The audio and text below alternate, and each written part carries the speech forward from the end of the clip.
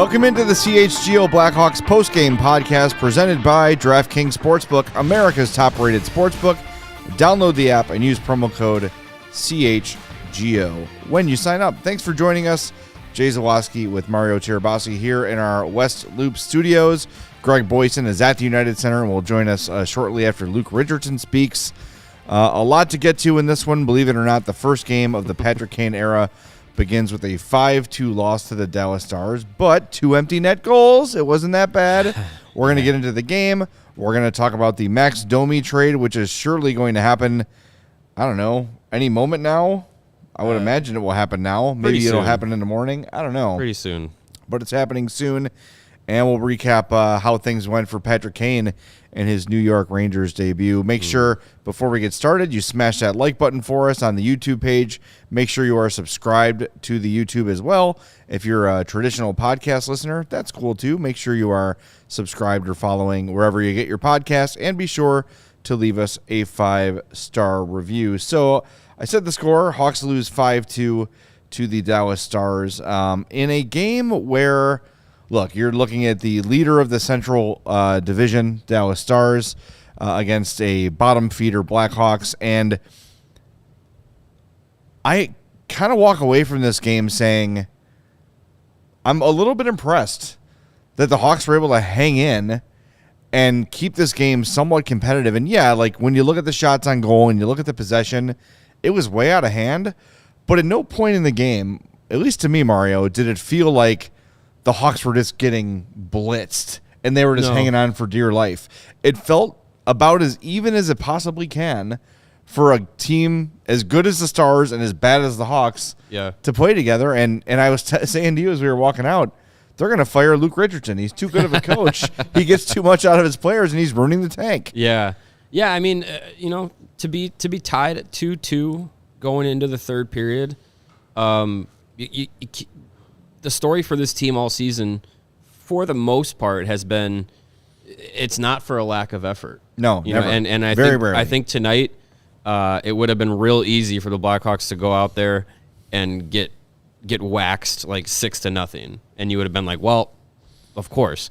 But they, credit to the guys that are, making up this team right now. They're definitely shorthanded in NHL talent right now. Like you have, like as much as a great story David Gust is, he is an AHL player. Brett Seney is an AHL player. Cole Guttman, he might be a full-time NHLer next year, but right now he's an AHL player. Yeah, on 29 or 28 other NHL teams, he's an AHL player. This is basically Seth Jones and the AHL show. But credit to the guys tonight. They went out there and put in a valiant effort. And given the circumstances, like that's basically all we can ask of this group for the rest of the season is like we know wins are not going to be coming. But if you go out there and you play hard, you have an opportunity with this Blackhawks lineup to make a name for yourself and get yourself out there in front of the Blackhawks group or other teams in the NHL. The Blackhawks right now are an opportunity for all of these players, new faces that are coming in, guys that are getting moved up in the lineup, guys that are getting called up from Rockford. It's an opportunity for all of them to be put on the NHL stage in which other scenarios they wouldn't be. So I think you're going to see a lot of individual performances that can stand out while probably the team continues to lose pretty often. I'm thinking back to some of the earlier shows from this year and when, the Hawks started out well and everybody sort of freaked out and we started talking about Luke Richardson and then they started losing a little more frequently, and you saw that they were what they are. Yeah. And one of the things that I was really interested in watching this season was once the losing starts to pile up, what kind of response are we going to see? How is Luke Richardson going to keep this team motivated and playing hard throughout the season? Well, we're at this, 61 games now for the Hawks? Was it 60 or 61? This was game 61. Yeah, this was game 61. There's 21 more to go, and they've not given up yet. And like you said, if there's a night to quit, it's this one. Mm-hmm. You lose Patrick Kane, which everyone kind of knew was going to happen, But the morning skate lines come out. Max Domi's your top line center. Up right before the game, pulled out of the lineup. He's going to get traded. Yeah. And these guys kind of look at each other like, all right, it's us against the world, and let's go out there and show what we can do. And I think your point about the opportunity is right, because there's a lot of these guys that would never be NHL players, right? Mm-hmm. And they're getting a chance on the NHL stage, and they're taking advantage of it. And look, I know this sounds crazy after a 5-2 loss, but if you actually watched the game, and if you didn't, I can't blame you. No. But but it's just, you can't. I find it hard to look at this game and say, and be frustrated with it. Yeah. I think they played as well as they possibly can. Let's review the lines, shall we? Let's play the game. Let's do this. Can you got the lines in front of you? I do, yes. Let me see if I can name what they were. Okay. All right, so the top line was supposed to be Domi, but it ended up being Kurashev, Reichel, Athanasiou, right? That's correct. Okay. And then the second line, it was no. Well, the starting lineup was Cini, Dickinson, Gus. I had that as third line. So that's third line. Okay. I mean, I don't know second line was I'm going to say Radish, yep. Johnson, and you just mentioned him as a potential NHLer.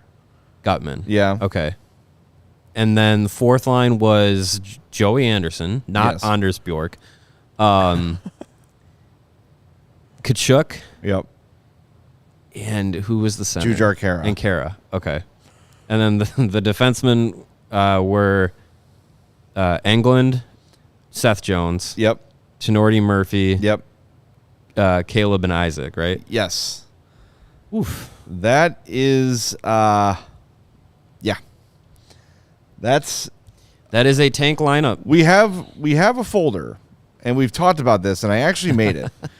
And I named it Remember When. It's a Google document, and I just have notes in there from this season. So in 3 or 4 years, we can all look back on the Remember When Google document and remember the lines the day Max Domi was traded. Oof. And say, look how far this team has come. This is where it was, right? Yeah. It's very similar to the Cubs like the Cubs year that Theo that, Epstein came in. 2012. And you look at that roster like, oh my sweet Jesus, who are these guys? I actually have I have a picture of the 2010 Hawks and the Sox and the Cubs all on the field at the same time with the Stanley Cup. From the Cup. And I look at the Cubs, I'm like, I don't recognize all I remember Jeff Baker with like the home plate shaped face. He was a second baseman. He had like a featureless face. It's like, who are these guys? And then years later they win it. Yeah, years later they win a World Series. It's like that's where we're at with these Blackhawks. And I know as fans this is really hard, right? And I see Lebowski 5 say this is rock bottom. It is. You're right. This is rock bottom. That's where you got to go. However, to me, this feels better than anything we saw last year, right? Yeah. Because at least you are seeing a plan, and as painful as the plan is, and as, I don't know, not guaranteed as the plan is, at least it's a plan, and he's sticking to it, and he's biting the bullet, and he's making difficult decisions, Kyle Davidson I'm talking about, that are unpopular, that the fans are going to be pissed about. I saw more people today mad about Max Domi than I saw mad about Patrick Kane. Like, how do you let Domi go? I'm like, there's 20 games left. He's a free agent. I didn't want him to go either. I want Max Domi back. Next year, for the record, I want him back for sure, and I think there's a pretty good chance that happens. But seems to be. If there's not, and he was going to walk away anyway, get something for him. There is a very, very clear plan here, and you mentioned it today. You saw people on Twitter saying, like, Kyle Davidson doesn't know what he's doing. He knows exactly what he's doing. Exactly what he's doing. Whether or not it works, we'll see, but he knows what he's doing. Yeah, he's putting the framework out there of his plan to try and help the Blackhawks get back to prominence. He's putting the framework out there. The nuts and bolts of it is all these draft picks are great. He's got to get the right guys, and they got to do the right thing to make sure that they develop through their young careers to become successful NHL players. And one thing I see a lot of people complaining about is, they got a pick for Patrick Kane or a pick for Domi or a pick for Jake McCabe, Sam Lafferty, whatever it is, and it's not 2023. It's like the idea of loading up in this year's draft on paper sounds great because this draft is supposed to be super loaded, where you're seeing first-round talent drop into the second round and so on and so forth. But if you do that, that means you're throwing all of your darts at the board at one time. Whereas if you're looking to try and build the Blackhawks to have more sustained success, you throw 3 or 4 of your major darts one year, and then you throw another 3 or 4 the next year, and then you throw another 3 or 4 the next year. Now you have in 3 consecutive years an opportunity to get some really good talent that are split up in different years. If you got, let's say you picked 8 guys in the 2023 draft, and they all ended up being great, and they all ended up becoming NHLers, you have to pay all 8 of them at the same time. Yes. So if you hit on 2 or 3 or 4 guys in the 23 draft, and you hit on 2 or 3 or 4 in the 24, same thing for the 25. Now you have time to space those things out. You can work different years, different contract extensions. You can use some of these draft picks that he's acquiring in later years as currency in other trades. Right. Like there's an opportunity for Kyle Davidson to have so much flexibility, not only in 2023, but in the subsequent years after that. And I think that's what I hope a lot of people can see after they get frustrated that, we don't have picks in 2023. Well, it's because if you're looking to continue to build, and let's say in 2025, after the 24-25 season, the Blackhawks are like right on the cusp, or they're starting to look really good. A team that's on the cusp and is starting to trend upwards and be a playoff contender, and has multiple first-round picks, multiple second-round picks banked, like that does you a lot of good. So I hope people understand that Kyle Davidson and this rebuilding plan isn't just we're throwing all of our eggs into the 2023 basket and everything rides on Connor Bedard. It doesn't. Like there is a long-term future plan to get this team back to the top of the league, and if and when it can get there, to sustain that success rather than, we're here now we're going to try and figure out how to stay here. We have a graphic ready to go. This is courtesy of Cap Friendly. Here's a look at the next 3 years, the first 3 rounds of the draft. Now in 2025, if the Max Domi return is what we think it is, you can add another second-round pick to 2025. So you've got 6 first-round picks over the next 3 years, 1, 2, 3, 4, 5, 6, 7, 8 second-round picks over the next 3 years, and 5 third-round picks over the next 3 years. Now, Jamie makes a point. I think it was Jamie who said there was a stat about the Rangers having 21 second-round pick. There it is, right there, the top one there. Steven, yep. There you go. Heard today the Rangers have 21 second-round draft picks since 04-05, and only 3 have cracked the NHL. Yes, draft picks are not guaranteed, but here's another thing, and Kyle Davidson kind of talked about this the other day. Let's say the Hawks do get Connor Bedard, or they do get Adam Fantilli, and one of those 2 guys kind of accelerates the rebuild. Let's say Korchinski is NHL ready next year or the year after, and you're like, shit, like these guys are good faster than we predicted. Now you've got this draft capital accrued for 24 and 25, and you could say, you know what?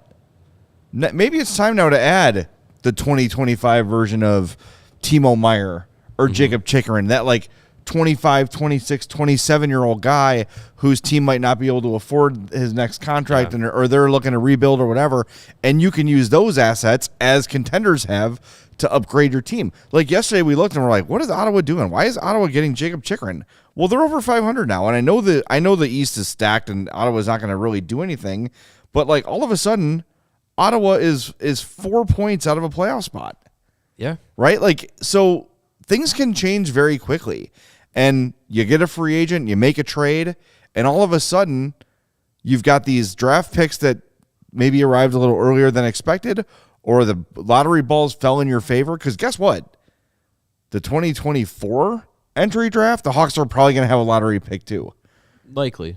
So like it's not just this coming draft. I think a lot of us, and I'm a little bit guilty of this too, have been looking at the 2023 draft and not beyond, which is maybe what the last GM really, might have done. You really can only like dive into 1 year at a time, really. No, but I mean in terms of like thinking about acquiring things. Yeah. And when Davidson said, like, look, we can't just put all of our eggs in a 2023 basket because it's good to stack up things for the next few years to come. Yeah. So you have multiple picks. And again, I've said this for weeks. If they get number 3 or number 4, whoever gets number 1 is not trading Connor Bedard. No. But if they really want Adam Fantilli, they can say, all right, we're going to trade you 4 and next year's 1 to get Fantilli. Maybe. They've got the ammo to do that. So all you're doing is giving yourself assets, and I think it's a smart thing to do. You know, I know it's really, really hard as a fan. And I loved Max Domi. I think everyone kind of fell in love with Max Domi this year.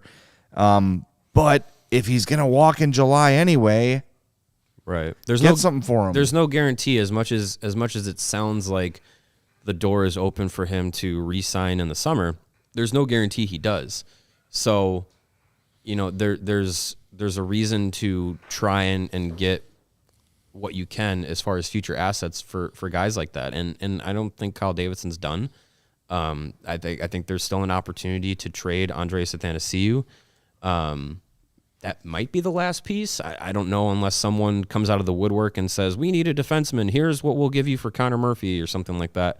I don't expect that to happen, but there's still something that could be done for Andreas Athanasiou between now and Friday at 2:00 Central Time. And, you know, that could be, a future pick down the road for someone who isn't going to be coming back around or isn't going to be part of the future. So I think it's worth, you know, getting as much as you can with the players that don't have a future here. And guys like Domi and Athanasiou, when they signed this summer, 1 year, $3 million contracts, it was immediately like, well, that's very flippable. So that was the plan all along, as much as, you know, maybe Kyle Davidson doesn't want to admit it publicly, but that was the plan all along. So if he's been known to stick to the plan. So if that's the case, I would imagine Athanasiou is going to be flipped between now and then. Yeah. Yep. We'll see. And there are some people saying maybe there's more coming than just Athanasiou. I don't know. You know, how do we feel about the fourth period? Where's your head at on them? The fourth period? The David Pagnotta. Oh. I never know how to. I never know. And maybe we should be doing this off the air, but who cares? It's late. Look, like, I never. All I know is I see news break and then everyone gets it, and then they're right there. I have respect for one of our colleagues in the Blackhawks media group, and he used to work for him. I don't take anything David Pagnotta says as organic, unique, valuable. Nothing. More of his tweets are just words that tell you nothing than is actual news. And like honestly, should we find an example? Look at his tweet about Cole Caulfield. It was maybe not even an hour ago. Okay, non-deadline related. Nothing close yet between the Habs and Cole Caulfield's camp on an extension. Open dialogue and no concern on either side, but a deal isn't there yet. Okay, read that tweet again, and I'll tell you where he could have stopped. Non-deadline related. Nothing close yet. Fair enough. So, yeah. Like, not to be like, you know, that guy, but when trade deadline time comes around and I turn on my Twitter notifications, it's not one of them. He's not on my list. Yeah. So that's the opinion. Well, anyways, Greg's standing by, and it's time to do some reads. Are you ready? Oh, sure. Yeah. Let me pull up all this information. It's gonna get spicy in here. I am of primarily Italian descent. So when I was looking at the reads today and saw which one was on there, I said, you know what? I'll be true to my heritage and do the Roman read. You know, the product that helps up to 50% of us experience symptoms that get in the way of having a better sex life. So that's either you or me. Or Steven. Or no, that wouldn't work. No. It's either you or me. You or me. You want to rock, paper, scissors for it? If you want a better sex life, you are not alone. Roman is here to help. Roman is the digital health clinic for men, addressing a variety of sexual health needs and offering genuine medication that helps achieve and maintain a strong erection. Roman offers discreet wipes that help you last 4 times longer in bed. Hey now. That's and good. For men with low T, getting testosterone levels back to normal 12 minutes can help increase your libido. Roman offers a testosterone test, which includes lab processing, and if it's appropriate for you, treatment for low testosterone. No waiting rooms, no hassle, straightforward digital experience from the comfort of your home. If medication or testing is appropriate, Roman will send it directly to your door. Everything arrives in discreet packaging with free 2-day shipping. To learn more about how you can achieve your personal sexual health goals, go to ro.co/CHGO to get 20% off of your entire first order. That's ro.co/CHGO. All the O's you could need and then some. You want to talk about limp? My DraftKings account that is not strong. Empty. Thank you, Patrick Kane and Artemi Panarin, who I bet my $1.37 on to both score goals tonight. That was a bold pick. Nada. I am broke. I need to redeposit into DraftKings. My Alex Ovechkin hat trick against the Blackhawks bet has gotten me this far, but Wow. I am out of money. Rode that for a while. Officially. But I do love playing those same game parlays. That's what I did tonight with Panarin and Kane. It did not work, but I'm confident that if I play that every night, it will eventually work. They've got the NBA, no sweat, same game parlays as well. Major League Baseball, it's on your TV. It doesn't count, but it's on your TV. Start getting those preseason bets in. I guess it's called spring training in baseball. Yes. Start getting those bets in now. Bet your baseball futures. And it says talk about the money you've won lately. So anyone have anyone? I've been waiting for tomorrow's paycheck to replenish my DraftKings account. Yeah, I'm gonna have to punch in tomorrow too. That's for damn sure. But hey, if you're better than me at this, and that's pretty much everybody, more than 50% of men are better than me at betting. Download the app and sign up with the code CHGO. New customers can bet $5 and get $200 in bonus bets instantly. Only at DraftKings Sportsbook, an official sports betting partner of the NBA, with code CHGO. Minimum age and eligibility restrictions apply. See the show notes for details. And as Greg Boysen joins us from the United Center, Greg, it's a heads up. Tomorrow is the DraftKings pick of the week, and I'm not doing it because I don't want to lose our listeners any money. I think it's Mario's turn. All right. Well, it ain't mine. That's all I know. That's fine. We got other stuff to do tomorrow. We've got all those big hockey trades that are going to happen tomorrow to talk about. We should probably promote that. 1 to 3 tomorrow. Our 2-hour trade deadline spectacular, where everything in the league has already happened. Our recap show. Maybe the Hawks are waiting to make the Max Domi trade official for our show. That'd be nice. That would be great. I would really appreciate that. That'd be a solid. Yeah. Well, what do we learn about this game? Who did you meet? None of the new guys. We had Seth Jones, and he had some interesting thoughts after tonight's game, just talking about the crazy week it's been. I mean, when you think about it, the last time we saw this team here at the United Center, they were boarding a charter flight to Dallas with Sam Lafferty and Jake McCabe and Jack Johnson and Patrick Kane and Max Domi, and now by the time they get back, they're all gone.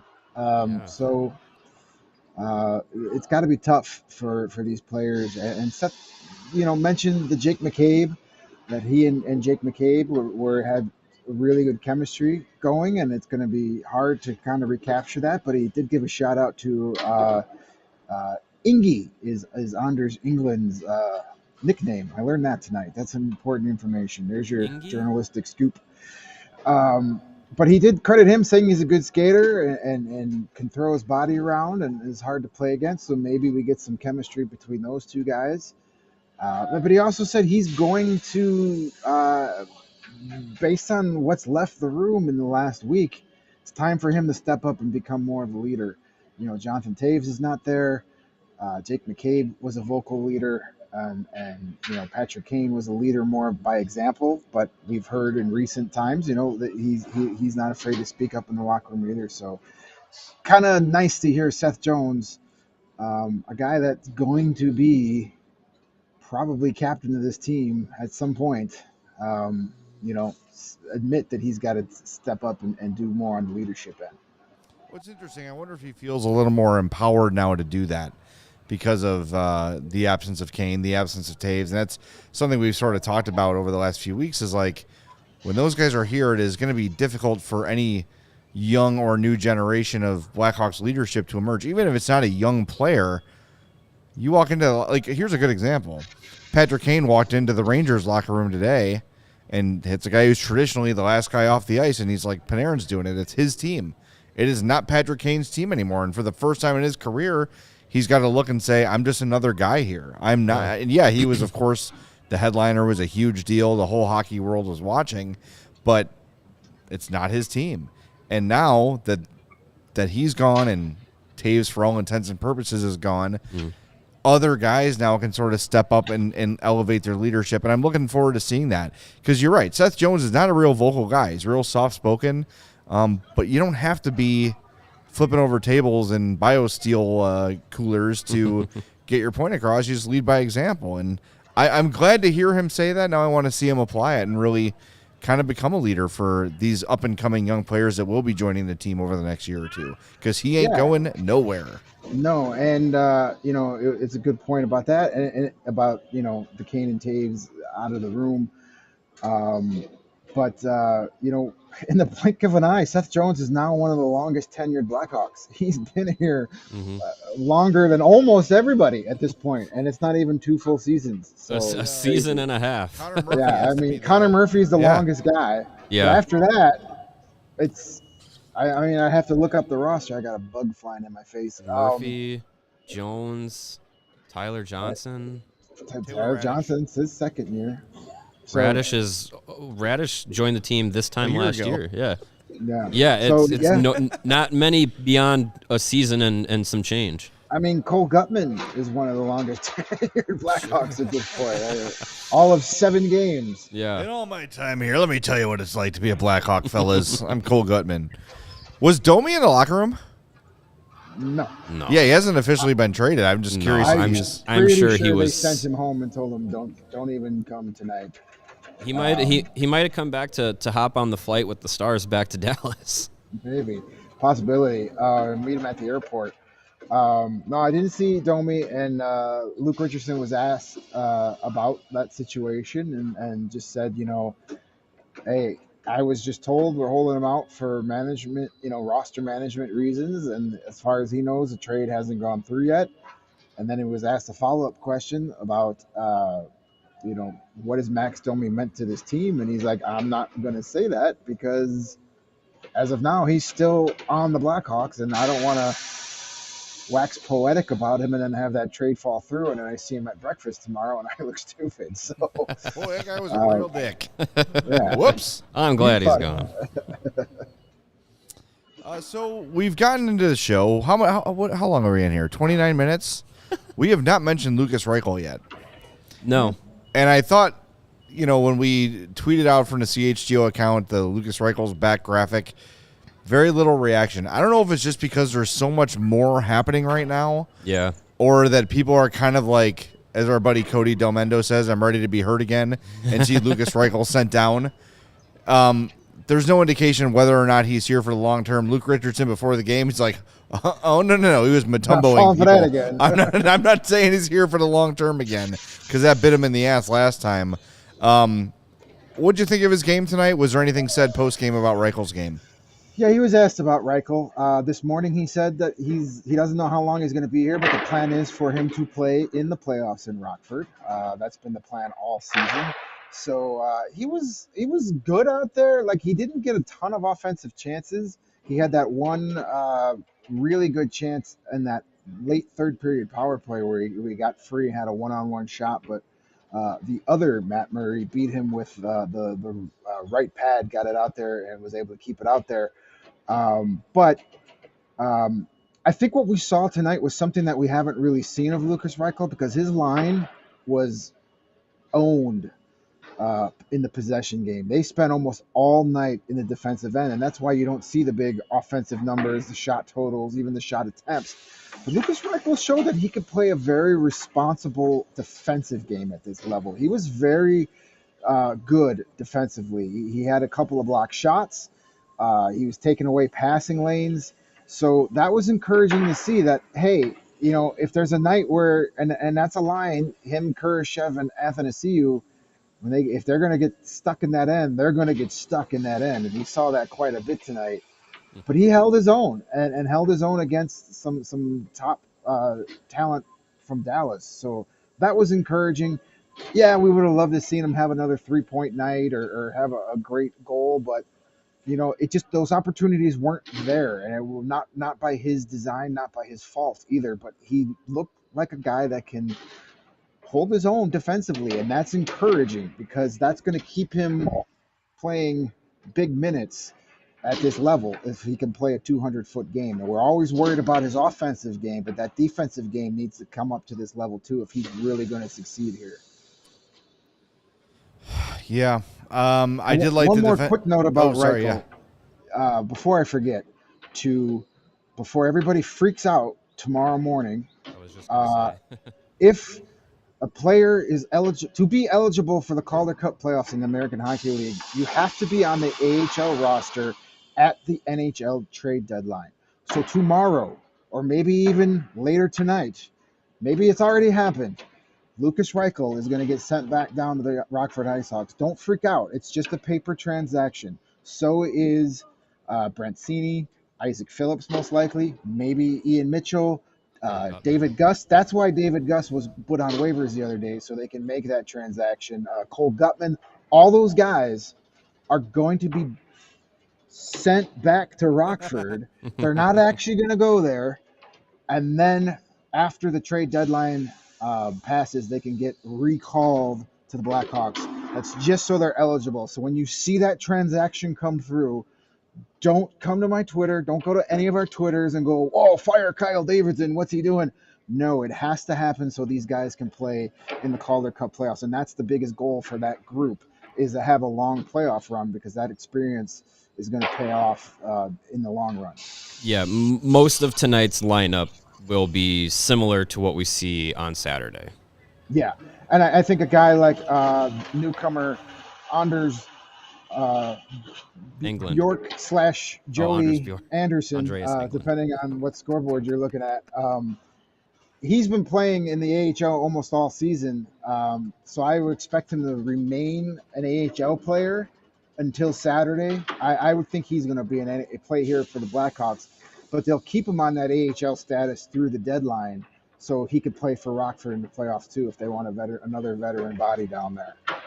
Yeah, if you're confused by what Greg is saying, and I know Mario alluded to it too, if you've been to a game this year, during even strength, they've got all the players on the ice, their ice time, and I think how fast they're skating. I think that's the other thing. Yeah, speed. And they had number 15, Bjork, up there the entire night. The entire night, Bjork was on the scoreboard. It's actually Joey Anderson. It was Joey Anderson. So they Well, must I have learned traded that the scoreboard Anderson guy too. translates to Bjork in Swedish. Maybe. That's what I learned tonight. It might. But yeah, I do want to talk about Reichel's defense a little bit. And this is the first time we got to see him play center. You're right, they were pinned deep a lot, but 2 block shots, saw him back checking a lot, lifting some sticks, getting engaged. And I think maybe he got the message after the first call up that if he wants to stick around here, he can't just be offense only. He's got to play the entire length of the rink, and he was showing that in this game. It's going to be really hard to kind of get a judgment on him. Like, it's one thing when he's playing with Domi and Kane and and the very few offensive star players that the Hawks did have during his second call-up, it's going to kind of be on him to contribute the offense if he's staying with Athanasiou, if Athanasiou stays, and Philip Kurashev. But I like to see those little things where you're seeing the all-around game from Reichel, because I think we think of him as an offense-only player, and if he does want to play center at all in this league, which the Hawks really haven't abandoned that hope. I mean, he plays center in Rockford. I like to see the complete game from him, and he's never going to be Patrice Bergeron or Jonathan Toews, that's for sure. But it's good to see that he can do it. Mario's got his finger up. We have the official trade of Max Domi.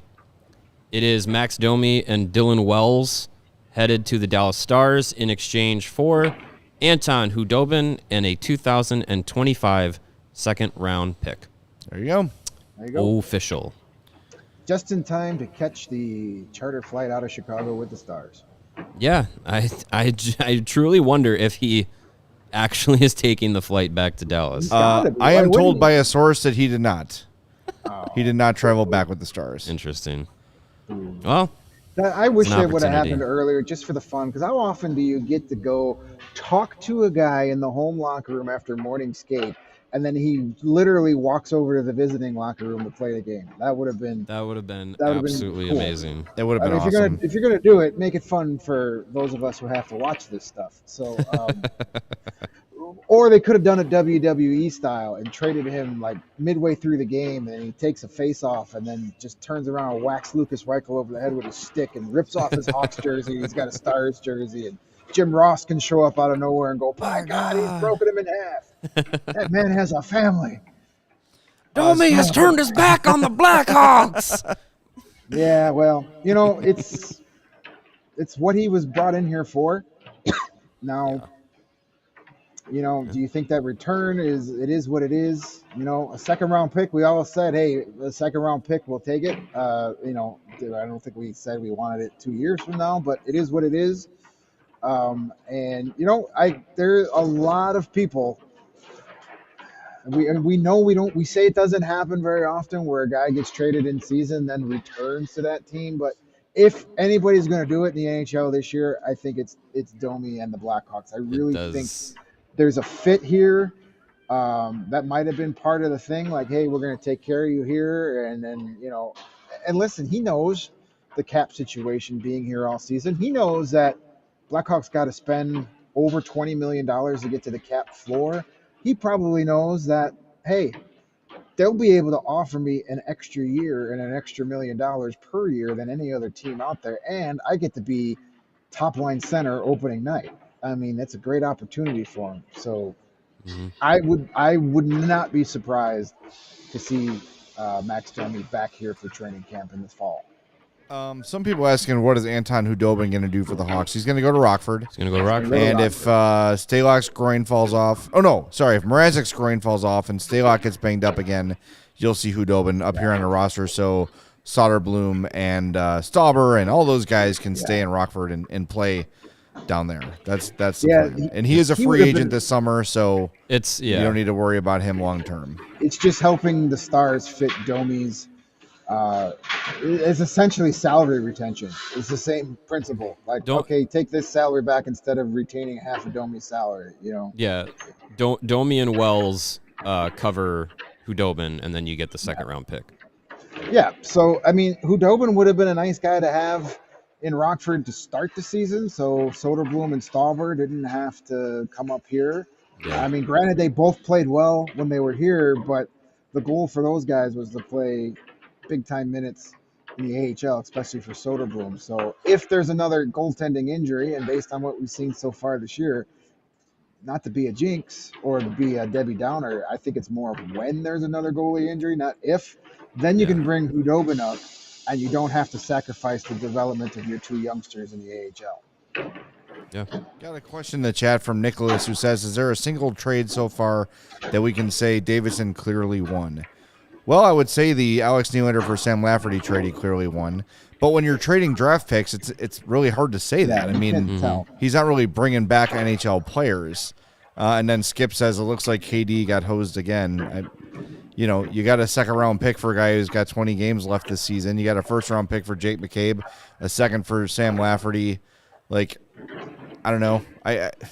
This concept of him getting hosed is comical to me. And I think people are focusing on, they're getting all these random guys that aren't going to be Blackhawks back. The point of those moves is to bolster the Ice Hogs, and the importance that we've talked about all season that the Ice Hogs are going to have this year, and the focus that the organization was going to put on the Ice Hogs having success, so some of those young guys can have that experience of playing meaningful games into the spring and into the postseason. Those guys are there to help that happen. So it's not there's nothing that Kyle Davidson is doing to try and make the Blackhawks better right now. It's about helping the prospect system, helping the Ice Hogs, and building out for the future. So no, if you want to say who won, who lost, it's very hard to be the team acquiring things, or be the team sending things out and win. Like you're not gonna get a major haul for mid-level guys and be like, he fleeced another one. Like NHL GMs, for as dumb as they are not that dumb. Like they're not gonna give away the farm for one guy for 2 months of his services. So, and Bijan makes a good point. He got a second and fourth for taking on Zaitsev. Right, a guy who may or may not ever enter the country. Seriously, what the hell? Like we don't know what's happening with that. It's been 8 days. He's been Kim Johnson. I told you the other day. He's made to disappear. He's in the land of missing dress socks from the dryer. Well, okay, you want to talk about, Davidson keeps getting hosed. I mean, these are coming from NHL 23 general managers. I think they could just propose any trade and it happens. Look what he did with Vancouver. He turned Riley Stillman into a second-round pick in one of the deepest drafts in recent memory, and got Jason Dickinson, who's been more than a serviceable player on this team. So, he turned Alex Nylander into a second-round pick, and you got, essentially a full season of Sam Lafferty. So, he's got two more draft picks to take on Nikita Zaitsev, and if he's even a real guy, I don't even know if the guy exists. It could be a ghost payroll guy that just keeps getting traded every few years. But we can't make judgment on these picks that involve draft picks until these draft picks are A, effing made, and B, letting these guys develop and see if they get to the NHL. Like, to say he keeps losing trades before the draft picks are even made, you're just showing your whole ass, and it's not a good sight. Alan brings up a good point. Last year at the deadline, Max Domi was traded for a 6th-round pick. This year, the Hawks got a second for him. There you go. And Matt W. says, how the heck did we get less for Domi when the Preds got away with highway robbery for Tanner Jeannot? Just because one GM got stupid doesn't mean the rest of the GMs in the league. Like, Kyle Davidson can't go, well, did you see what Tampa gave up for Tanner Jeannot? You got to match that. Click. Right. Everyone around the league was like, what the hell is Tampa doing here? Yeah.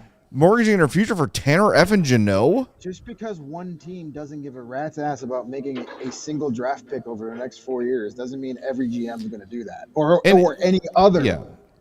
And I know we're going to have a lot of time tomorrow from 1 to 3 to talk about this very topic, but for all the people in the chat and all the people online who are mad about what Kyle Davidson is doing, we are still waiting almost a calendar year now for a better plan.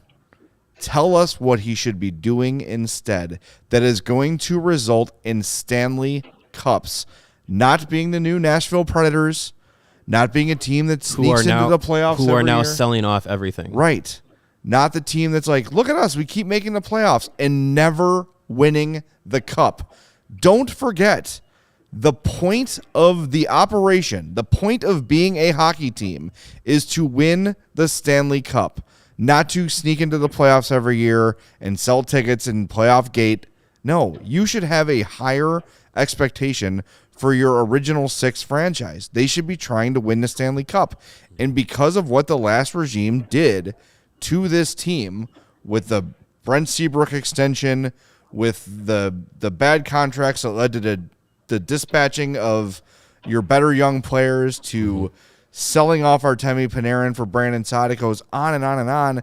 Now Davidson's left to clean up this mess, having to bite the toughest bullets any NHL GM can bite, trading the best player in the history of the franchise to recover this thing. And it's not easy, but again, what is the alternative that will lead you back to a Stanley Cup championship? Screw making the playoffs. Screw winning a round or two and getting lucky. I want to win multiple cups again, and the only way to do it is to start from scratch. Go look at the 2004 Blackhawks roster.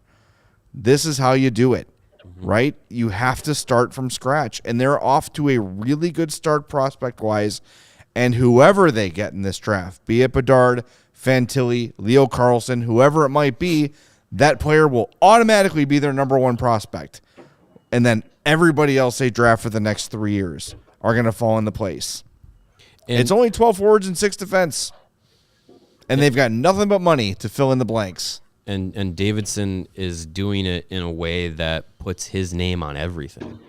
Like, he is saying, like, I'm going to build this team in the way that I want to build this team, so that literally no one else can get credit for whether it goes well or doesn't. And that's accountability that we haven't been used to as Blackhawks fans for a number of years.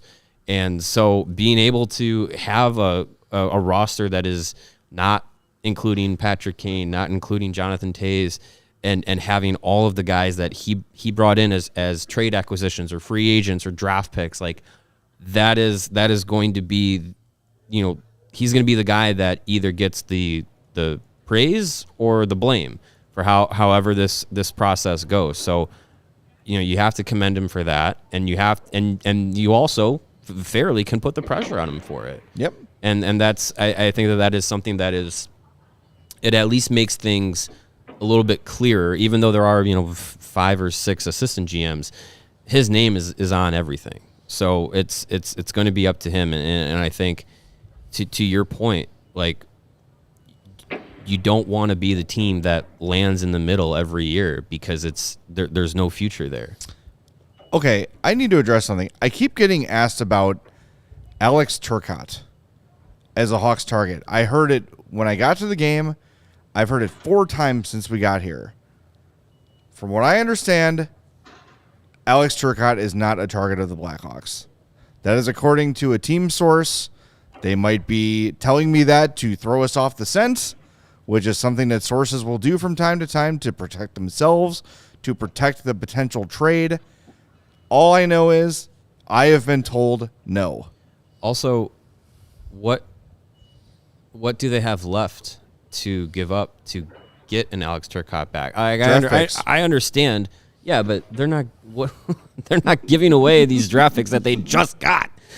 I know Alex Turcotte has had injury troubles, but he's still, I would assume, largely thought of as a high ceiling prospect, even though maybe it's high risk, high reward.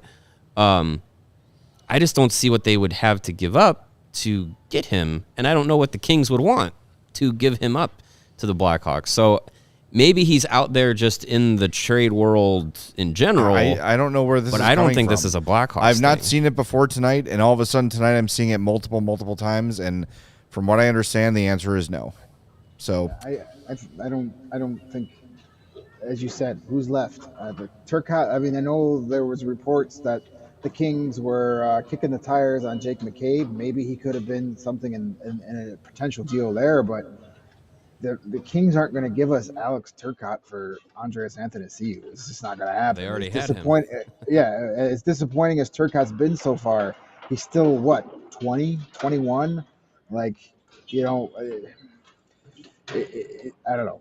I don't see It's much weird. there. I don't know. It's Yeah. weird that it's just coming up all of a sudden, and it could be one of those things where somebody online is pretending to be an insider, and then you know what I mean. Like then it's like, oh, let's, and then it just starts to spread because it's a sexy name. Anybody All it takes is- can pay for a blue check mark now. So Yeah, really. right. So yeah, maybe it came. I mean, from look, Lifestyle if they magazine. can get them, cool. Like Sure, I'm I'll not take going a shot. I'll take a flyer on a turn my former number nose. 5 pick. Yeah, I'm not going to turn my nose up at the guy I wanted instead of Kirby Dach. Like, that's fine, but I don't think it's going to happen. But if it does, then that'll be something we can talk about tomorrow. That would be If it does, I hope it happens between 1 and 2 p.m. tomorrow. Yes, It'll at be a 1:05. It'll be a pleasant little surprise for our draft, our trade deadline show where there will be no trades because everybody's been traded. All right, should we let's do our 4 stars of the game, shall we? Yes. I think we shall. All right, the number 3 star of the game for the Dallas Stars, Jamie Benn. He had a goal. He had 2 shots on goal. He won 60% of his faceoffs. Congratulations. That's your number 3 star. Number 2 star, Miro Heiskanen. One of my favorite names in hockey. Just a lot of fun to say. 2 assists, 2 shots, 3 more shot attempts, and a block shot. Solid game for him. And your number 1 star with the hat trick, Rupe Hintz. 3 goals. He was a +1. 7 shots on goal and 5 more shot attempts. That is a game, my friends. But it was an empty net hat trick. That doesn't count. Yeah. Give it to him. All right, fine. I'll give it to him. All right, my 4 star of the game threw hats. is Tyler Johnson. I think he's really played well lately, and maybe another guy who probably won't be here beyond next year, but might be looking to add into that, might be looking to add into that leadership. The guy's been around a long time. He's been a winner. He's won multiple Stanley Cups, and now that, Taves is absent and Kane is gone, and more leaders like Max Domi are leaving town, Tyler Johnson can assert himself a little bit and be that vocal guy. He's a great presence in the locker room, always available, always friendly, always has something insightful to say. So I liked his game overall in this one, and I have a lot lately. Had 3 shots on goal for the Hawks. That led the team. But I really like his game. I like the way he's been playing lately. So my star goes to Tyler Johnson and his 1 assist today.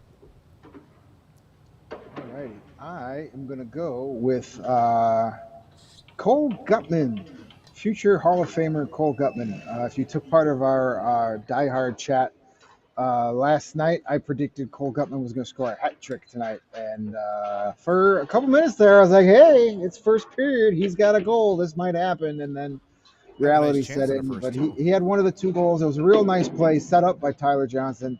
He drove right to the net, got the rebound in. Those are the things that have me intrigued with Cole Guttman, and down the stretch, he's going to be one of the biggest storylines because he's just such a smart hockey player. He's very instinctual, and those are things you can't coach. That just comes natural. He just seems to know when to crash the net, know when to pass, know when to shoot. He knows where to be on the ice. And here's something that really impressed me tonight. He won 62% of his faceoffs tonight. He won 8 of 13 draws. Now, the Blackhawks have pretty much been the number 1 faceoff team in the NHL since day one, but a lot of that is because of Max Domi and Jonathan Taves. Those guys are gone. Taves might come back, but essentially he's done. So somebody has to step up in the faceoff department. Tonight it was Cole Guttman. So good job by the greatest number 70 in Chicago Blackhawks history. Take that, Dennis Rasmussen. Yeah. My 4th star of the night, because you guys took both of mine, is Taylor Radish. He had a noticeable game. No points, though, -1, 3 shots on goal. I think he had a good number of scoring chances and was one of the top skaters when it came to shots for difference when he was on the ice. I think he's a guy that has flown under the radar on this team, given where this team is actually at. But he's someone that is played well all season, and he was one of those guys that came in last year. Obviously, came in the Brandon Hagel trade, and made the most of an opportunity he wasn't getting in Tampa. Has made the most of it so far. So it was another noticeable performance for him tonight, and hopefully a couple more of those can bring some good vibes to the Blackhawks team and give him an opportunity to continue to solidify himself as a top 6 guy on this team. And maybe next year he's shown himself to be a top 6 player in the NHL and a team at the trade deadline gets interested in Taylor Radish. We'll see. Why not? We got to do our DraftKings King of the Game, too, don't we? We sure do. And the DraftKings King of the Game is, as I search my memory bank, Seth Jones. Oh, yeah, Seth Jones. He had a goal, 3 shots on goal, 2 block shots, a paltry 23-19 of ice time. I really like the Seth Jones no-look goal from the point, where he's like, I don't know, I'm just going to throw it at the net. Oh, look, it went in. Cool. Puck's on net. That goal gets scored on me in NHL 23 all the effing time. So I was glad to see my team score it for once. Can't save what you can't see. That's right. Amazing what you can do when you just quickly shoot the puck and don't let the defense and goaltender get position. I mean, that puck bounced off the boards and he literally just flipped it up there and caught everybody off guard. Sometimes you just got to do that. Yeah. Good game from Seth Jones. And as we said earlier, he's a guy that admits he needs to be a bigger leader now that some of these veterans have left. And good on him for admitting that. Now let's see him actually do that. Yeah, I'm really interested to see what he does to back that up, because he's like you guys were saying, like, he's not the most vocal guy, so it'll be interesting to see what that really entails in his world for up in his leadership role. Well, it'll be interesting too. Like when we're at, I think guys are probably already kind of tired of getting asked about Patrick Kane. It'll die down. Yeah, it will die down. But I'm interested to talk. Maybe this is more of an off the record conversation, but now without those guys, do guys feel a little more empowered to step up and say something? And I want to be clear when I'm talking about this. I'm not saying that Taves and Kane would not allow other leaders to step up. I'm not saying that at all. But just think of yourself. You walk into the room and there's those two dudes. Mm-hmm. Anyone would be intimidated by that. Yeah. Anybody would. Like those are two of the greatest players of all time. 2 of the top 100 players in the history of the game. Like in that room, how can you become a leader? Yeah. In that group? And the guys that were leaders along with them, Seabrook, Keith, both of them were there before them. So it's going to be interesting. And I would like to talk to those guys and say, hey, now that they're gone, and I know Taves isn't gone, so it's kind of, that's awkward. But I'm fascinated that Seth Jones said that tonight. Yeah. That's really interesting. I would not have expected that out of Seth Jones. No. It was good to hear. It was kind of one of those where you're like, okay, cliche this, cliche that. Oh, wait a minute, that's different. What is that you say there, Mr. Jones? Yeah. Couple people have been asking in the chat there about Taves. I actually did see him after the game, so he was here tonight. He did walk out of the tunnel after the game, so he's still around the team. He hasn't disappeared. So I think he's working out off the ice. Luke Richardson said this morning he's doing off-ice workouts, but I'm not sure if he's skating. I just, as we've said before, just take care of yourself, and if you can get back, you can get back. But we'll see what happens. I just want to reply to our guy Ken in the chat that says, poor Domi, he was traded tonight on his birthday. You could see it that way, or you could see that he got a really awesome birthday present by going from the last place team to go the first place team in one swift. He's going to go to the playoffs. That's a pretty good birthday gift if you ask me. Yeah, that's not so bad. Greg, you want to stick around for the tank? I think I'm bad luck for the tank, so I'm gonna skip out of here, finish my Hawk hit, and get the hell out of here. You just want to get first in line ahead of us at McDonald's. That's what it is. Now I got a Taco Bell closer to the house. Oh, okay. Damn it. That sounds good. All right. Thanks, man. We'll talk to you tomorrow, All right, 1 o'clock, 1 to Bright 3, our and trade early deadline tomorrow, spectacular. Yes. Steven, can Can't you wait. cue up the cricket sound effects for tomorrow's show as nothing happens? There is nothing left to happen in the league. Nope. Should be a great All show. right. Thanks, Greg. Hi, Greg. We appreciate you. In Chicago, you've already got the best coverage for your favorite teams here at CHGO, so get fitted out in the best sports gear around. Foco's got you covered from Soldier Field to the living room, north or south side or west side, with hoodies, slippers, signs, banana hammocks, bobbleheads, and everything in between. Get decked out like DeMar DeRozan, he's a Bulls player, or like Cole Guttman with apparel from the leader in sports merch and collectibles, Foco. Looking for the perfect fit for the football fan in your life? FOCO's got you covered with hoodies to fight that Lake Michigan breeze. Check out FOCO.com or check the link in the description below for all non-presale items. Use the promo code CHGO for 10% off. Again, that's FOCO.com. Use that promo code CHGO for 10% off all non-presale items. And want to clarify, because Jamie's asking it in the chat, tomorrow's show is 1 to 3 p.m. Central Time. The deadline is at 3 p.m. Eastern Time, which is 2 p.m. Central. So we'll be live for 1 hour leading up to the trade deadline, and then 1 hour after in case there's anything that trickles out at the end there, as there usually always. Can Roman help with that too if things trickle out? Yes, they can. Great. Yes, they have either a pill or a wipe to help you Awesome. manage that. All right, we got a super chat we got to acknowledge from Mike. He says, our boy David Pagnotta said 2 teams in the West are He's not interested my in boy. Turcotte. That could be where these rumors are coming from. But I just looked at his Twitter, and that was like 40 minutes ago, and I was hearing stuff about Turcotte before the game. This was at 6 o'clock. You said, Yeah. hey, I got this text. And then I saw a couple other things. I'm like, where is this coming from? Yeah. I don't know. You know what? If None of the insiders are talking about it. if it becomes a thing, we'll talk about it tomorrow. But And if it does, go back, Steven, and delete when I said it's not going to happen. yeah, and From take out today's show. and take out my David Pagnotta slander Yeah. while you're at it. All right. We're also brought to you by Game Time. Oh, yeah. If you That other thing we gotta if you do. want to get tickets to a Blackhawks game coming up, they play again on Saturday against Nashville. It's a 7 p.m. start. There are 9 home games left for the Blackhawks this season. March 28th, the return of Max Domi.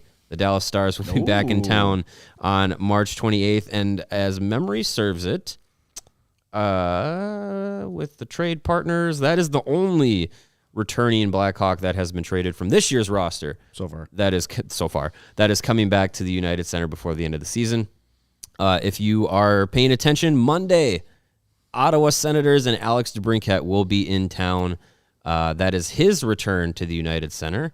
That is an 8 p.m. start. And if you want tickets to any of these games or any other event that is happening near you that you want to go to, Game Time is the place to get the best deal in town. They are the hottest new ticketing site that makes it easier than ever to score the best deals on tickets to sports, concerts, shows, anything that you've ever dreamed of going to and dreamed of sitting in a seat you never thought you could, like the 50-yard line or courtside or behind home plate or right on the glass. Floor seats at a concert, it's all possible with the Game Time app. The biggest last-minute price drops can be found on seats you thought you could never buy. You won't find a better deal this season on Blackhawks tickets, and trust me, they are available. Created by fans for the fans, Game Time guarantees the lowest price. And if you love CHGO, then you'll love Game Time. The best way to support us is by buying your tickets through the link in the description. And when you do that, you are going to join over 15 million people who have downloaded the Game Time app and have scored the best seats to all of your favorite events.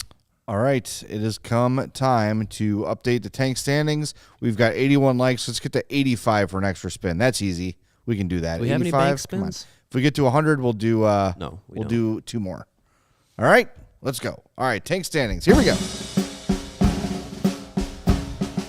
All right, Columbus holds a slim lead over the Blackhawks. They've got 46 points in 61 games. The Hawks with 47 points in 61 games. Getting tight.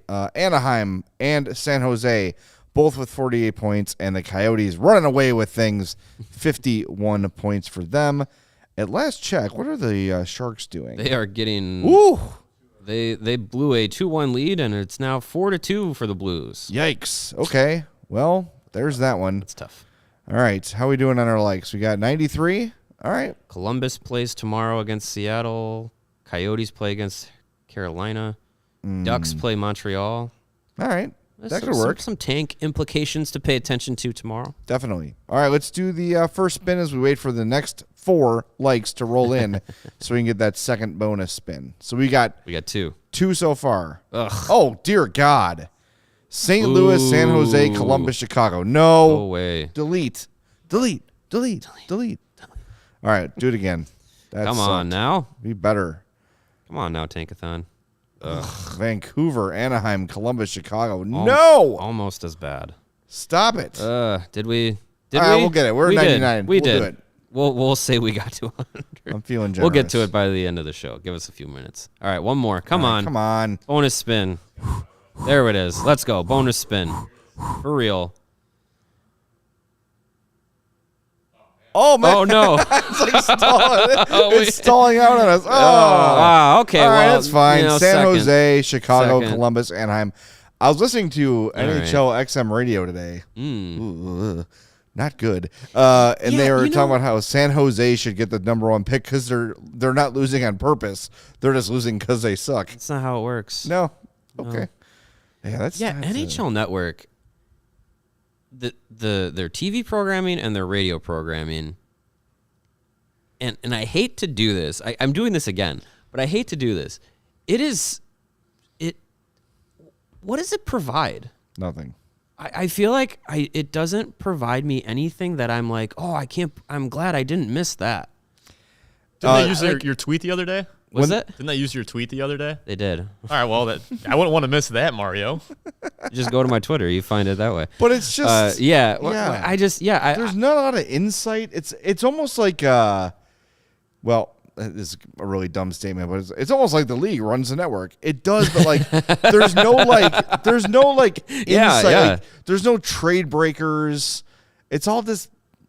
I don't know. Their experts are not great. I can tell you who's on NHL Network a lot. Steve Conroyd? No.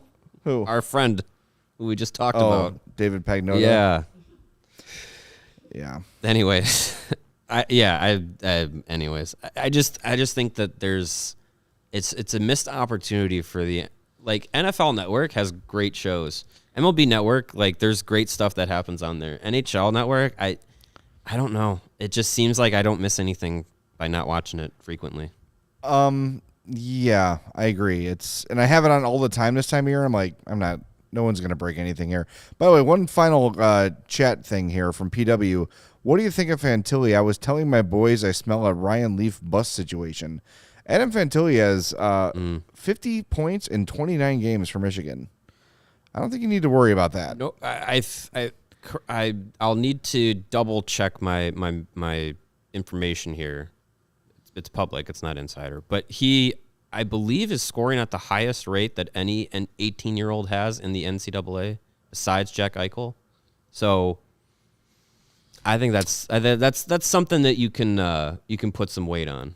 Yeah, it's look. I know we're all watching Connor Bedard and seeing what he's doing, but that's not normal. Like what Connor Bedard is doing. Don't say well, Bedard has 7,000 points and Fantilli only has 50. It's also different competition. Yes, exactly. Yeah, exactly. And Fantilli is what 6'1", 200 pounds. Fantilli is going to be the new brand, the new age brand of a power forward. Yeah, by all accounts, like a Matthew Tkachuk type. I think so, but without the nastiness to his game and the giant father. Yes, yeah. I don't know. I've never seen Mr. Fantilli. That's true. But maybe he'll come to every game like someone else's dad. Sure. We talked to Brock Sheehan twice. We did. Former head coach of the Chicago Steel. So he got to know Adam Fantilli pretty well, and he gave rave reviews of him. Called him the kind of workhorse that you can trust in any situation. So that's good. Yeah. That's not a bad thing. Looked it up. Adam Fantilli's dad, not fat. All right. There you go. All right. Well, if he gets drafted by Chicago, there will be plenty of opportunity, to have some hearty meals in the city. Keith Tkachuk just brings me joy when I see that guy. I'm like, that guy scored 50 goals. Him and Brett Hull hanging out together. Brett Hull is enormous. I can make these jokes because I, too, am fat. All right. We're going to wrap things up. We're back tomorrow at 1 p.m. Central Time. We're going to be around, though, so if something big happens, I can't imagine what that would be. We'll be breaking in on Twitter. We'll be available. But the official trade deadline show starts at 1 p.m. on Friday. We'll be done at 3, so a 2-hour show. Join us. And if we hear Kyle Davison is supposed to talk at some point between 10:30 and 2. So... Yes. So if we're there, the Blackhawks are having a practice tomorrow starting at 11:30. So timing of everything tomorrow will be very interesting, but we'll see. Yeah. Either way, we'll talk to you tomorrow at 1 o'clock on the CHGO Blackhawks podcast.